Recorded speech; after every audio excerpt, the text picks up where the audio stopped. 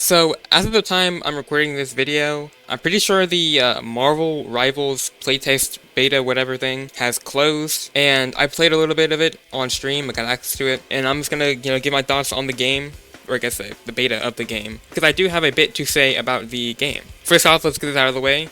The art direction of this game is incredible. The only thing I can compare it to is like The Walking Dead, because in Marvel Rivals, it's like, 3D models, but like on the outline, you can kind of see like rough outlines. It's not like The Walking Dead or like I guess Borderlands, those type games, where it's like they're just outlined. But in Marvel Rivals, it's outlined, but it's like the like a sketch outline.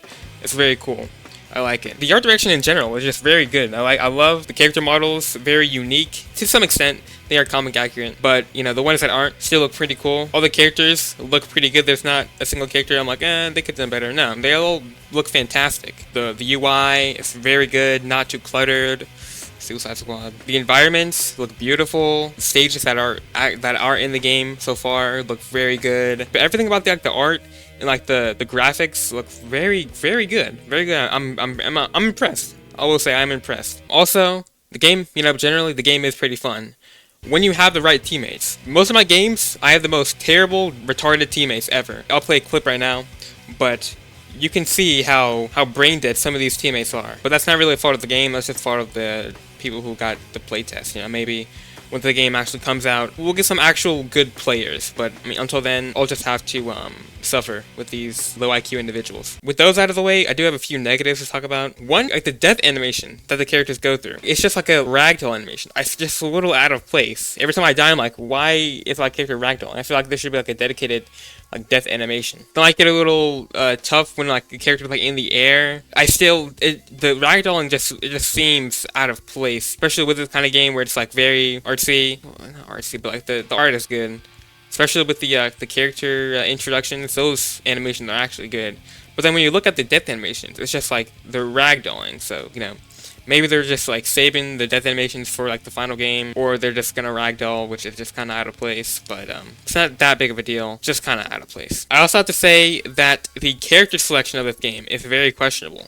We got characters like Adam Warlock, Magic, Storm, Star-Lord, those characters like that. But then you have Luna Snow, which if you don't know, is a character that was in like a Marvel mobile game. Then she has like a few solo comics, maybe she appeared in some solo titles or whatever. From what I know, she's basically just a character from a mobile game that has a few comics. So I don't really know why they chose to have her in the game. It's just a little confusing. Like if they wanted an ice character, they could have just used Iceman. If they wanted a character that could like sing and stuff, like Luna Snow does in the game, they could have just picked Dazzler. I don't really know what the appeal of Luna Snow really is. Then we have Jeff the Shark. For whatever reason, I don't really get the hype on that character. It's just like I don't even know what do you call it? Like a certain subsect of people like really like this character. I don't really know what you call that, but it's just like a certain type of person, whatever that means, I couldn't possibly know what that might mean. Just a little confusing as to those two characters in specific. All the other characters are fine. There might be a little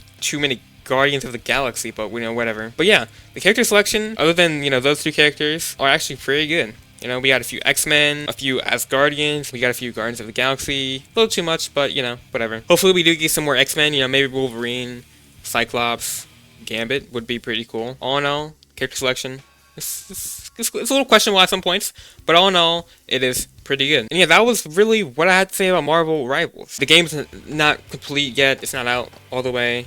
Hopefully it can, get out before I die or whatever. But I feel like I've been waiting a little too long for this game to come out. The game's not out yet, so these complaints might be fixed when the game releases. I guess we'll just have to see. I did have fun playing the game, maining Magic, obviously, for no particular reason in specific, just like the playstyle, obviously. But yeah, I did have fun playing the game. Played on stream if you want to go watch that VOD. As of right now, I would rate Marvel Rivals a 5 out of 10. Just because, the game's not fully out yet, there's not a lot of content in it, and there's not really much to like about it compared to the amount of things to not like about it. It's just kind of equals out, really. So we'll just have to wait until the game comes out to properly review it. But as of right now, pretty fun game, but I will rate it a 5 out of 10. You've been watching Lowhand, I've been Lowhand, and lucky you love this game.